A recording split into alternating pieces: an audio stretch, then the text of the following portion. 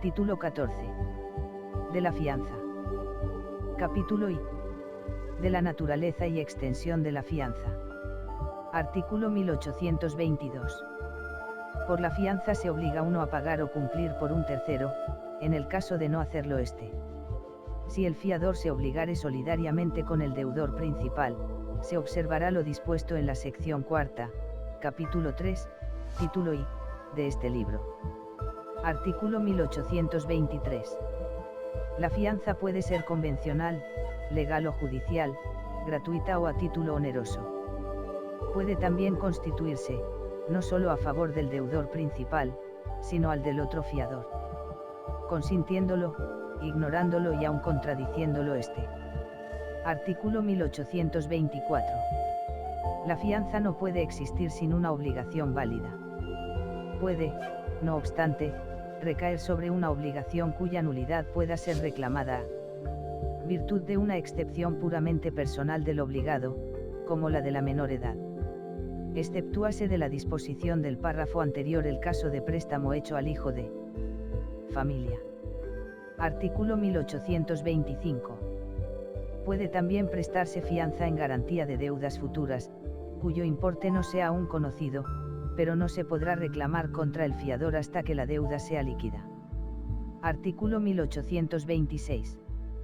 El fiador puede obligarse a menos, pero no a más que el deudor principal, tanto en la cantidad como en lo oneroso de las condiciones. Si se hubiera obligado a más, se reducirá su obligación a los límites de la del deudor. Artículo 1827.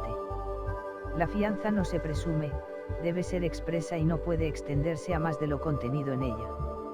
Si fuere simple o indefinida, comprenderá no solo la obligación principal, sino todos sus accesorios, incluso los gastos del juicio, entendiéndose, respecto de estos, que no responderá sino de los que se hayan devengado después que haya sido requerido el fiador para el pago. Artículo 1828.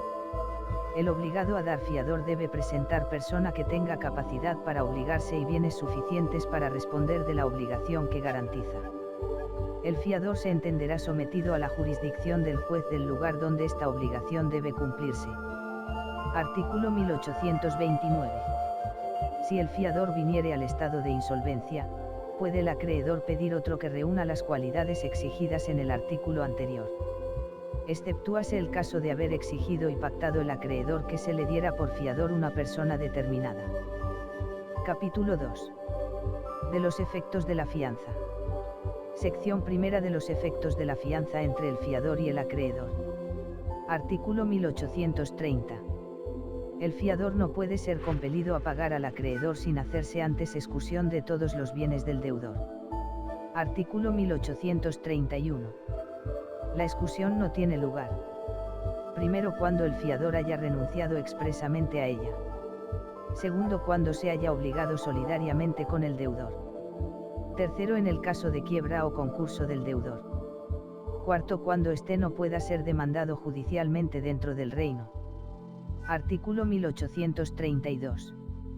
Para que el fiador pueda aprovecharse del beneficio de la escusión, debe oponerlo al acreedor luego que éste le requiera para el pago, y señalarle bienes del deudor realizables dentro del territorio español, que sean suficientes para cubrir el importe de la deuda. Artículo 1833.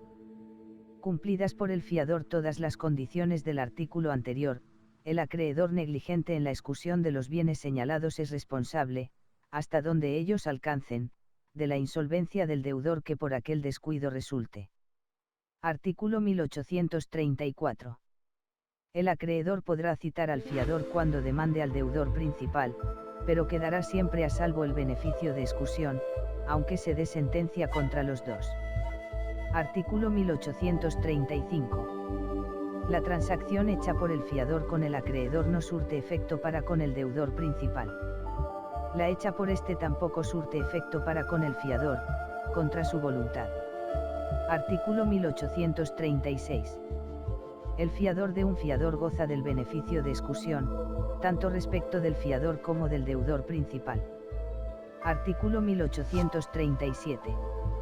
Siendo varios los fiadores de un mismo deudor y por una misma deuda, la obligación a responder de ella se divide entre todos.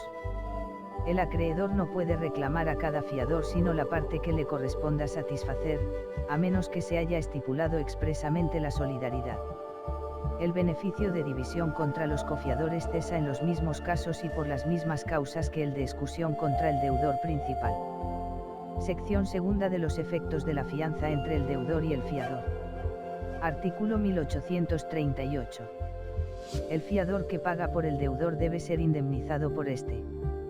La indemnización comprende: 1. La cantidad total de la deuda. 2. Los intereses legales de ella desde que se haya hecho saber el pago al deudor, aunque no los produjese para el acreedor.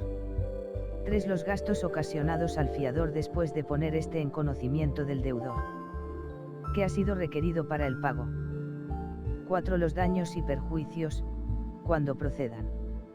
La disposición de este artículo tiene lugar aunque la fianza se haya dado ignorándolo el deudor. Artículo 1839. El fiador se subroga por el pago en todos los derechos que el acreedor tenía contra el deudor. Si ha transigido con el acreedor, no puede pedir al deudor más de lo que realmente haya pagado. Artículo 1840. Si el fiador paga sin ponerlo en noticia del deudor, podrá éste hacer valer contra él todas las excepciones que hubiera podido oponer al acreedor al tiempo de hacerse el pago. Artículo 1841.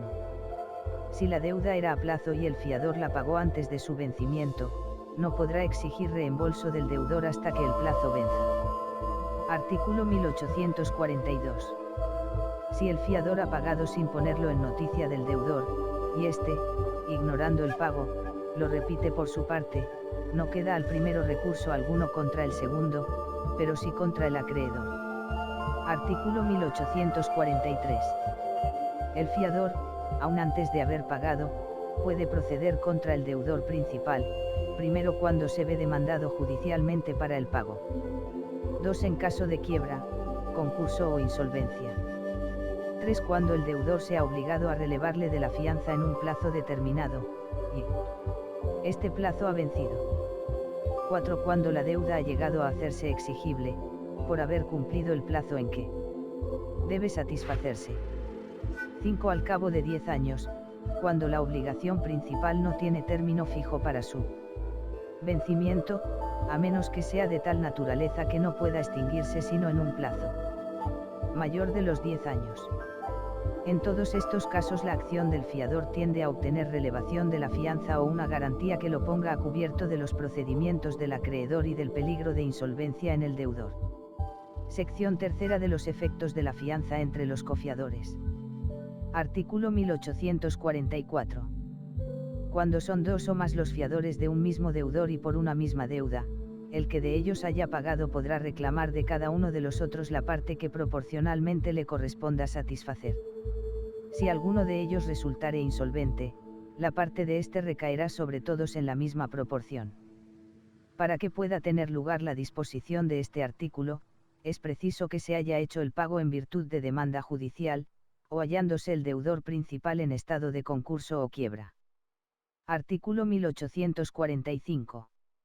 En el caso del artículo anterior podrán los cofiadores oponer al que pagó las mismas excepciones que habrían correspondido al deudor principal contra el acreedor y que no fueren puramente personales del mismo deudor. Artículo 1846. El subfiador, en caso de insolvencia del fiador por quien se obligó, queda responsable a los cofiadores en los mismos términos que lo estaba el fiador. Capítulo 3. De la extinción de la fianza. Artículo 1847. La obligación del fiador se extingue al mismo tiempo que la del deudor, y por las mismas causas que las demás obligaciones. Artículo 1848. La confusión que se verifica en la persona del deudor y en la del fiador cuando uno de ellos hereda al otro, no extingue la obligación del subfiador. Artículo 1849. Si el acreedor acepta voluntariamente un inmueble, u otros cualesquiera efectos en pago de la deuda, aunque después los pierda por evicción, queda libre el fiador. Artículo 1850. La liberación hecha por el acreedor a uno de los fiadores sin el consentimiento de los otros aprovecha a todos hasta donde alcance la parte del fiador a quien sea otorgado. Artículo 1851. La prórroga concedida al deudor por el acreedor sin el consentimiento del fiador extingue la fianza. Artículo 1852. Los fiadores, aunque sean solidarios, quedan libres de su obligación siempre que por algún hecho del acreedor no puedan quedar subrogados en los derechos, hipotecas y privilegios del mismo. Artículo 1853. El fiador puede oponer al acreedor todas las excepciones que competan al deudor principal y sean inherentes a la deuda, mas no las que sean puramente personales del deudor. Capítulo 4. De la fianza legal y judicial. Artículo 1854. El fiador que haya de darse por disposición de la ley o de providencia judicial, debe tener las cualidades prescritas en el artículo 1828. Artículo 1855. Si el obligado a dar fianza en los casos del artículo anterior no la hallase, se le admitirá en su lugar una prenda o hipoteca que se estime bastante para cubrir su obligación. Artículo 1856. El fiador judicial no puede pedir la excusión de bienes del deudor principal. El subfiador, en el mismo caso, no puede pedir ni la del deudor ni la del fiador.